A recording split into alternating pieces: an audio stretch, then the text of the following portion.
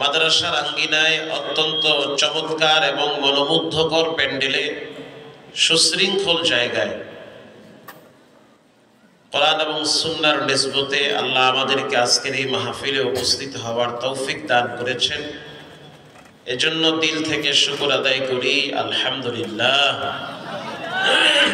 দরুদ ও সালাম বর্ষণ হোক সৈয়দুল মুরসালিন, ইমামুল মুরসালিন, রহমাতুল লিল আলামিন, আপনার আমার প্রিয় নবী, সমস্ত নবীদের সরদার নবী মুহাম্মদুর রাসূলুল্লাহ সাল্লাল্লাহু আলাইহি ওয়াসাল্লামের উপর সর্বোপরি শুকর যে আল্লাহ তাআলা আমাদেরকে এখনো জীবিত রেখেছেন, আমরা এখনো বেঁচে আছি। বেঁচে থাকাটা অনেক বড় এক নিয়ামত। বেঁচে আছেন বলেই তো আজকের মাহফিলের আসার সুযোগ পেয়েছে। ওয়া হায়াতাকা ক্বাবলা মাউতিক, তোমাদের মৃত্যু আসার আগে তোমরা তোমাদের হায়াতকে মূল্যায়ন করো। মৃত্যু চলে আসলে তখন হাজারো চেষ্টা করার পরেও আপনি আপনার হায়াতকে মূল্যায়ন করতে পারবেন না। মূল্যবান জিনিসকে যারা মূল্যায়ন করে তারা দামি হয়। সময় হলো মূল্যবান জিনিস, এটা ফুরায় গেলে মানুষ কোনোদিন আর পায় না। নামাজ এটা মূল্যবান ইবাদত, ওয়াক্ত মিস হয়ে গেলে এটা আর পাওয়া যাবে কোনোদিন? পাওয়া যাবে না। এজন্য আল্লাহ পাক কোরআনে বলেছেন ওয়াল আসর, সময়ের শপথ। সময় বড় দামি জিনিস। রাসূল হাদিসে বলেছেন ওয়া হায়াতাকা ক্বাবলা মাউতিক, হায়াত বড় দামি সম্পদ, এটা ফুরায় গেলে পাওয়া যায় না। হায়াতের মাধ্যমে মানুষ আল্লাহর কাছে দামি হয়। হায়াতকে ভালো কাজে লাগায় মানুষ সম্মানিত হয়ে যায়, ইজ্জতওয়ালা হয়ে যায়। সুস্থ থাকাটা অনেক বড় এক নিয়ামত। নবীজি বলেছেন অসুস্থ হওয়ার পূর্বে সুস্থ থাকাটাকে নিয়ামত মনে করো।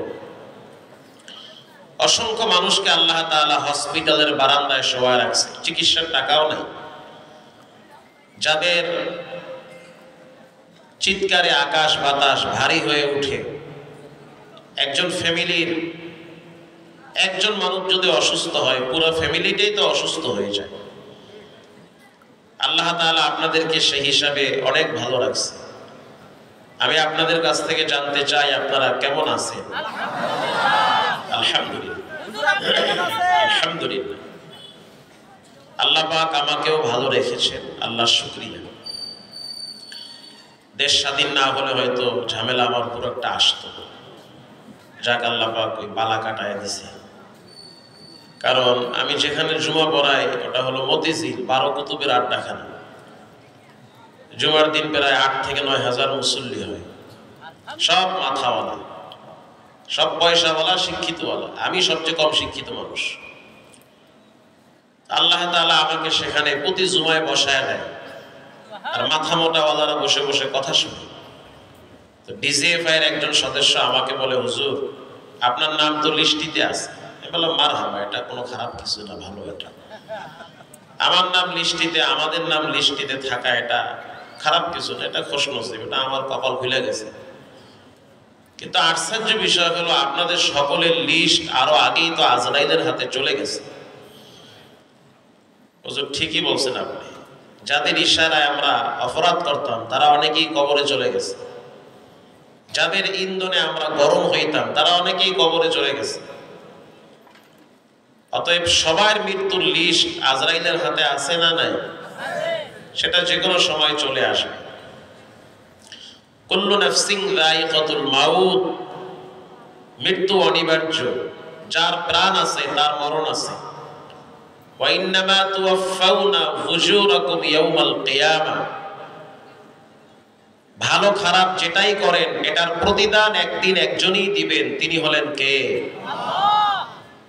রাস্তায় হাঁটার সময় যদি দেখেন একটা ভাঙ্গা ইট পড়ে আছে, যদি মনে করেন যে মানুষের চলাচলে কষ্ট হয়, ইটটা উঠায় যদি ফালায়া দেন, তো রাসূল বলেছেন আল্লাহর রাস্তায় দান করার নেকি জমা হয়ে যায়। সুবহানাল্লাহ। আজকে আমি হাদিসে দেখলাম আসার সময়,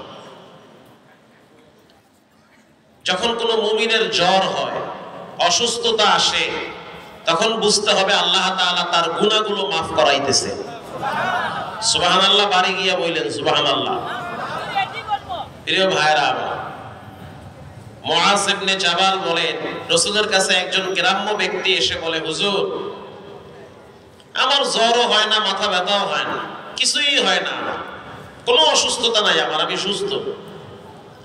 রাসূল বলেছেন, তোমার কি জ্বর হয় না? কয় না, জ্বর হয় না। এ তো বিপদ। মাথা ব্যথাও হয় না? বলে না, মাথা ব্যথাও হয় না। তো রাসূল বলতেছেন, জাহান্নামী কোন ব্যক্তি যদি দেখতে চাও তো এর দিকে তাকাও। আউযুবিল্লাহ না নাউযুবিল্লাহ? হাদিস কিন্তু মুসলিম শরীফের, কোনো ঠেলাঠেলির সুযোগ নেই, স্পষ্ট হাদিস। তার মানে মুমিনের জীবনে জ্বর, মাথা ব্যথা, অসুস্থতা, নানান রোগ ব্যাধি, দুশ্চিন্তা আছে না নাই? ঘাবড়াবার কারণ নাই। অসুস্থতার মাধ্যমে আল্লাহ তাআলা মুমিনের গুনাহগুলো মাফ করে দেয়। বুখারী শরীফের হাদিস। রাস্তা দিয়ে হাঁটার সময় যদি আপনার পায়ে একটা কাঁটা বিঁধে, তো রাসূল বলেছেন, যদি সে মুমিন হয়, ঈমানদার হয়, আল্লাহকে মানে, আল্লাহর আইন জমিনে প্রতিষ্ঠিত হোক এটা সে চায়, তাহলে তার এই যে পায়ে কাঁটা বিদ্ধ শব্দ করার আগে সগীরা গুনাহ আল্লাহ মাফ করে দেয়। বাকাত আলাইহিমুস সামাওয়াতু ওয়াল আরদ। মুমিন যখন মরে, মারা যায়, তখন তার মৃত্যুতে আসমানও কাঁদে, জমিনও কাঁদে। এটা হাদিসের কথা। আর দুর্নীতিবাজ, সন্ত্রাস, জালেম, মানুষের হক নষ্ট করা ব্যক্তি যদি মারা যায়, তখন আসমান জমিন কাঁদা তো দূরের কথা, জমিনের মানুষ বলে ও শয়তান আরো আগে মরা উচিত ছিল। ব্যক্তি যেমন হয় তার মৃত্যু তেমন হয়, মৃত্যু যেমন হয় তার জানাজার দৃশ্য তেমন হয়। ইমাম আহমদ ইবনে হাম্বলকে যখন জালেমরা জেলখানায় বন্দী করেছিল, চাবুক দিয়ে পিটাইতেছে আর রক্ত বায়া বায়া পড়তেছে, বিখ্যাত ইমাম আহমদ ইবনে হাম্বল। তখন সে একটা কথাই বলেছে, মৃত্যু আমারও হবে, তোমাদেরও হবে, দেখা যাবে তোমাদের মৃত্যুতে কয়জন মানুষ জানাজায় আসে, আর আমি আহমদ ইবনে হাম্বলের মৃত্যুতে দেখবা জানাজার কাতার কত দূর যায়। আল্লাহু আকবার বলেন। ইন্না আকরামাকুম ইনদাল্লাহি আতকাকুম। আল্লাহর কাছে সবচেয়ে দামি তারা যার অন্তরে আল্লাহর ভয় আছে। কথা ঠিক না? আমি এখানে আসার আগে রুমে খুব আপনাদের এলাকার গণ্যমান্য ব্যক্তিদের সাথে একটু তাদের কথাগুলো আমি শুনতেছিলাম, খুব ভালো লাগতেছিল। বিশেষ করে আমি সহজ সরল মানুষ, কথা যা মুখে আসে আমি বইলা ফেলাই, এটা আমার অভ্যাস। আর উত্তরবঙ্গে যে আমি কম আসি তাও না, না হইলেও 50 বার এবছর আইছি উত্তরবঙ্গে। এই পরিমাণ চাহিদা এবং চাপ আমার উত্তরবঙ্গে, আলহামদুলিল্লাহ। আমি যদি নিয়ত করি যে আমি 6 মাস উত্তরবঙ্গে খালি ওয়াজ করবো, তাও সম্ভব। এই পরিমাণ চাপ। উত্তরবঙ্গের মানুষ আমার ভাষা বুঝে, আমার ভাষা তারা বুঝে, তাদের ভাষাও আমি বুঝি, আলহামদুলিল্লাহ বলে। আলহামদুলিল্লাহ। তো একজন আওয়ামী লীগের লোক বলতেছে, বইলেই ফেলাই, বলবো? অসুবিধা আছে? প্রধান অতিথি সাহেব তার ব্যাপারে বলল যে উনি ভালো মানুষ। উনি উপজেলার সামনে দাঁড়ায় বলছে, খবরদার ইস্তাফুল আলগুরার দিকে কেউ হাত বাড়াবা না, এগুলো সরকারি মাল, জনগণের টাকায় এগুলো নির্মিত হয়েছে, এগুলো নষ্ট করা যাবে না। যে অপরাধ করে নাই তার ব্যাপারে খবরদার জুলুম করা যাবে না। তো তার বক্তব্য শুনে আমি পুলকিত হয়েছি, মুগ্ধ হয়েছি, যে আসলে যার ভিতরে কোরআনের ন্যূনতম জ্ঞান থাকে সে পেটের চিন্তা করে না, সে দুনিয়া আখিরাতের চিন্তা করে। প্রিয় ভাইরা, আমি আপনাদের কাছ থেকে আরো একবার জানতে চাই, আপনারা কেমন আছেন? আলহামদুলিল্লাহ। ভালো থাকার চেষ্টা করবেন। মুমিনরা ভালো থাকে। সন্ত্রাস, জালেম, স্বৈরাচারেরা কখনোই ভালো থাকে না। মুমিনরা জেলখানায় গেলে হাসতে হাসতে ফাঁসির কাস্তে চলে আর বলে, আমার জন্য ঝুলি নাই, আল্লাহর জন্য ঝুলতেছি। কথা ঠিক না বেঠি? নবী করিম সাল্লাল্লাহু আলাইহি ওয়াসাল্লাম তিনি একদিন সাহাবীদেরকে বলেন, আলা উখবিরুকুম বিআহলিন নার, আমি কি বলবো জাহান্নামে কারা যাবে?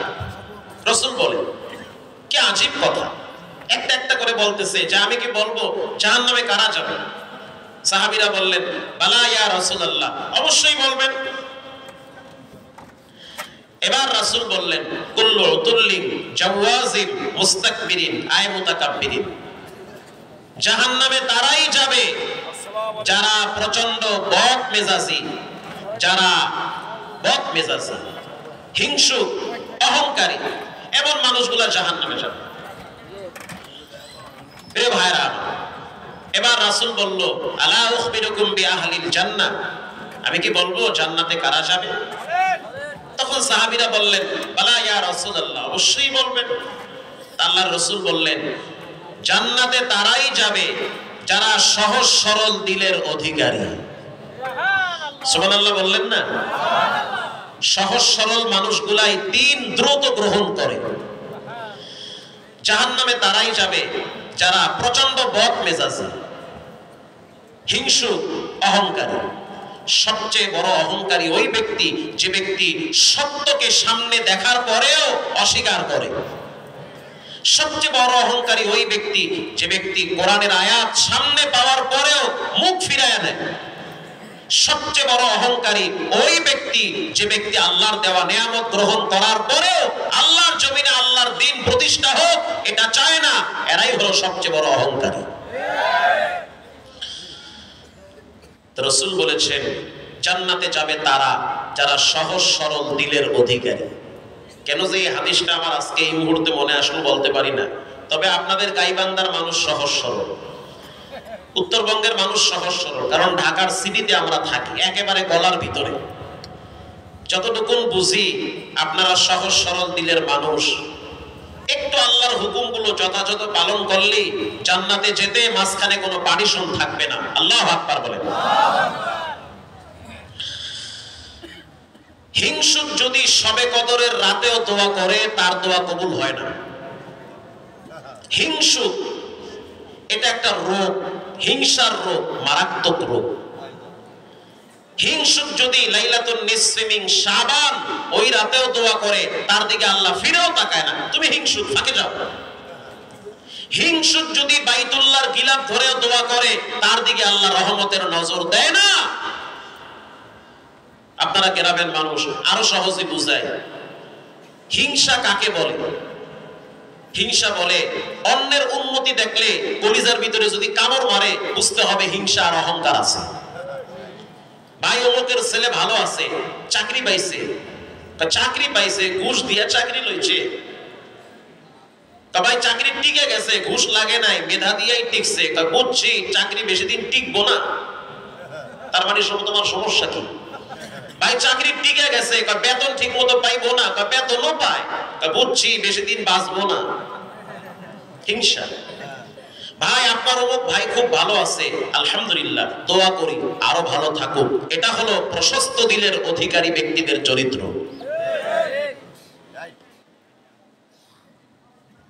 এজন্য হিংসা অন্তরে রাখা যাবে না, মানুষের প্রতি বিদ্বেষ পোষণ করা যাবে না।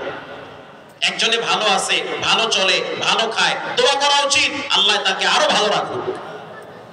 এই হিংসার রোগে আমরা অনেকেই আক্রান্ত। চায়ের দোকানে বসে গীবত আর হিংসার চর্চা বেশি হয়। প্রিয় ভাইরা আমার, এজন্য আল্লাহ তাআলা কোরআনেও বলেছেন, ইয়াউমা লা ইয়ানফাউ মালু ওয়ালা বানুন, কিয়ামতের দিন মাল কাজে আসবে না, সন্তান কাজে আসবে না। যেই সন্তানের জন্য রাত দিন পরিশ্রম করে মুখে হাসি ফুটান, এমন একটা দিন আসবে যেদিন সন্তানটাও কাজে আসবে না। দুনিয়ায় তো বেঁচে থাকতে অনেক সময় সন্তান মা বাবার কাজে আসে না। সন্তানের স্বার্থে আঘাত লাগলে সন্তান কখনো কখনো মা বাবাকে ঘর থেকে তাড়ায়া দেয়, এমনকি বৃদ্ধাশ্রমে পাঠায়া দেয়, এমনকি মা বাবার দেহের উপরে আঘাত করতেও কুণ্ঠিত বোধ করে না, আঘাত করে স্বার্থের কারণে। ইল্লা মান আতাল্লাহা বিকলবিন সালিম,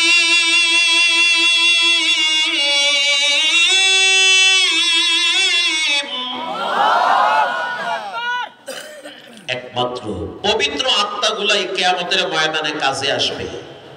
সহজ সরল দিলের অধিকারী যারা, তাদেরকে আল্লাহ ডেকে ডেকে হিসাব ছাড়া জান্নাতে পৌঁছায় দিবে। ইয়াউমা লা ইয়ানফাউ মালু ওয়ালা বানুন, এমন একটা দিন আসবে যেদিন মাল কাজে আসবে না, সন্তান কাজে আসবে না। হালাকা আন্নি সুলতানিয়া, ক্ষমতাও কাজে আসবে না। সেই দিন সে আফসোস করে বলবে, যাদের পিছনে সময় দিয়েছি তাদেরকে আপন ভাবতাম, এখন দেখি তারাই হলো আমার জীবনের সবচেয়ে বড় দুশমন ছিল।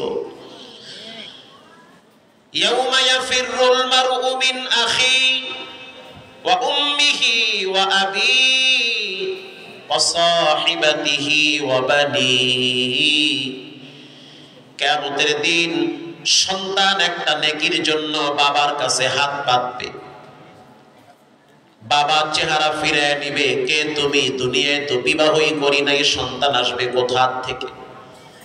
স্ত্রী স্বামীর থেকে পালায়ন করবে, সন্তান মায়ের থেকে মুখ ফিরে নিবে। একটা নেকির জন্য মানুষ সেদিন ভিক্ষার মতো হাত পাতবে। ইন দি মিন টাইমে রব্বুল আলামিন সন্তানদেরকে ডেকে বলবে, কি ব্যাপার? তোমার বয়স 12 বছরের পর থেকে তোমার আমলনামায় তো নামাজের কোনো নেকি দেখতেছি না। সন্তান ডাইরেক্ট বলবে, রব্বুল আলামিন আমার কোনো দোষ নাই, দোষ হলো আমার মা বাবা। কথা কি বুঝতেছেন? ডাইরেক্ট মা বাবারে দেখায় দিবে, সব দোষ মা বাবা। এবার রব্বুল আলামিন বলবে, তোমার মা বাবার দোষ কেন হবে? সন্তান বলবে, রব্বুল আলামিন বাবার অধীনে বড় হয়েছি। মেয়েটা বলবে, মায়ের শাসনে বড় হয়েছি, মায়ের হাতের রান্না খেয়ে কলেজে গেছি, স্কুলে গেছি, প্রাইভেটে গেছি, কোচিং এ গেছি, বাবার পরিশ্রমের টাকার দ্বারা প্রাইভেটের ফি দিয়েছি, কোচিং এর ফি দিয়েছি, স্কুলের ফি দিয়েছি, বাবার ঘরে ঘুমাইতাম, বাবার ঘরে খাইতাম, বাবার টাকা পয়সায় আমার জীবনযাত্রা সুন্দর হতো। একদিন যদি কোচিং এ না যাইতাম বাবায় ধমক দিত, একদিন যদি প্রাইভেটে না যাইতাম বাবায় রাগ করত, শাসন করত। প্রাইভেটের জন্য, কোচিং এর জন্য, স্কুলে না যাওয়ার জন্য যেই পরিমাণ শাসন করেছে, এর অর্ধেক যদি নামাজের ব্যাপারে শাসন করত, তাহলে আজকে আমরা জাহান্নামী হইতাম না। ও বাপ যারা আছেন সোজা হয়ে যান, ধরা কিন্তু ঠিক মতো বাটাম ফাটা খাইতে হইবে। রব্বানা ইন্না আতা'না সাদাতানা ওয়া কুবারা'না ফাআদাল্লুনা আস-সাবিলা। রব্বুল আলামিন আমার কোনো দোষ নাই, দোষ হলো মা বাবার। দুনিয়ার রামবামদের পরিচয় দিছে, কোরআনের পরিচয় দেয় নাই। চট্টগ্রামে বয়ানে গেছি, ওয়ালে ওয়ালে লেখা, সৃষ্টি যার আইন চলবে তার। আসতে বলবেন না, জোরে বলেন ঠিক না ব্যাঠিক? আমি তখন মাহফিল কমিটির সদস্যদেরকে বললাম, আসার সময় ওয়ালে ওয়ালে লেখা দেখতেছি, সৃষ্টি যার আইন চলবে তার। এটা কারা লেখছে? এবার আমি জানতে চাই, সৃষ্টির স্রষ্টাকে? মুখ খুলে আওয়াজ দিয়ে বলেন কে? এবার বলেন, আইন চলবে কার? এর বাহিরে কোন তন্ত্র মন্ত্র একজন মুসলিম হিসাবে আমরা মানতে পারি না। আমি নরম মানুষ, কথা বলি আস্তে আস্তে, এর থেকে আপনারা বুঝে নেবেন। যারা ইসলামের পক্ষে, কোরআনের পক্ষে, আমরা তাদের পক্ষে। যারা ইসলামের পক্ষে নাই, কোরআনের পক্ষে নাই, এক বিন্দু পরিমাণ তাদের পিছনে ঘাম ঝরাইতে রাজি না।